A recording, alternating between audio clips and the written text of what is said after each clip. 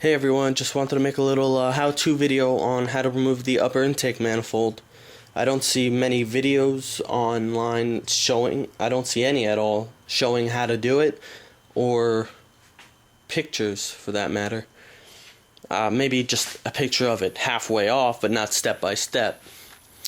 There's probably different ways you could start this, but I took off the intercooler piping first.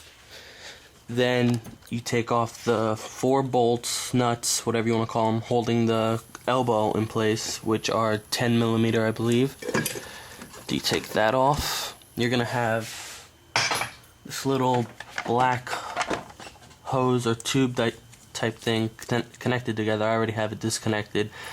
That goes on after the elbow.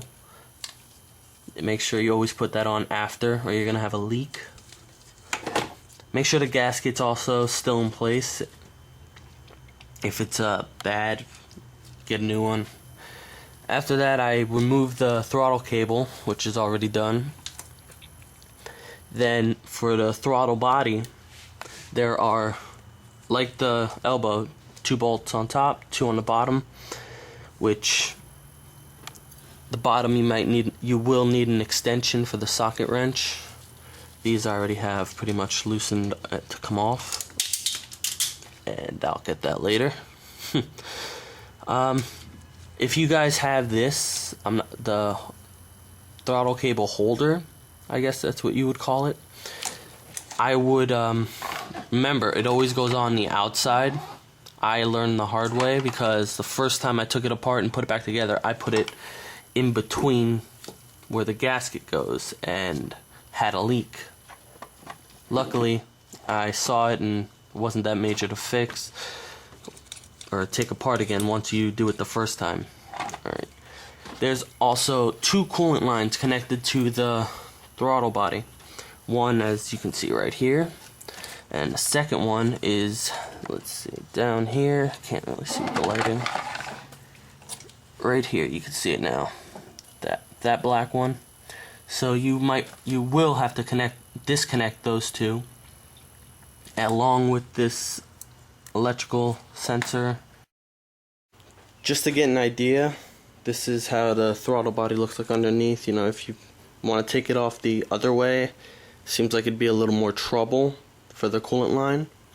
And just a note, last time I took off my throttle body, when I undid the coolant lines, I didn't drive the car for a couple days, so I guess the coolant kind of drained out of it. This time, kind of dripped out a little bit.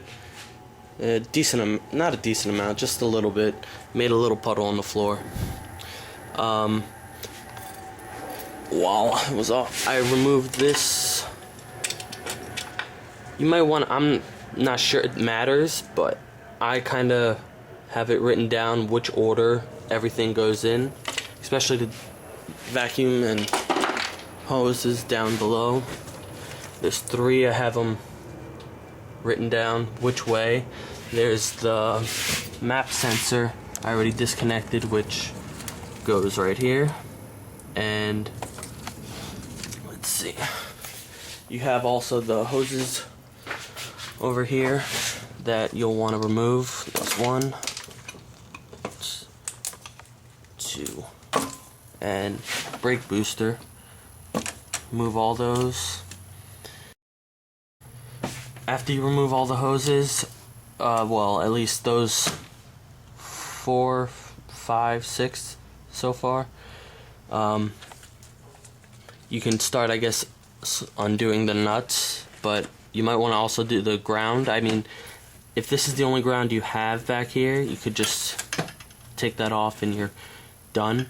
But I have also something else connected to that, so I have to take that off. Then start on all the bolts. So, and there's also one right over here that, without that taken off or loosened, the upper intake manifold will be a little hard to pull off. Yeah. Alright, I undid all the nuts and bolts except for this one. As you can see, it won't come off. there is a connector right here, this white one, that you will have to take off.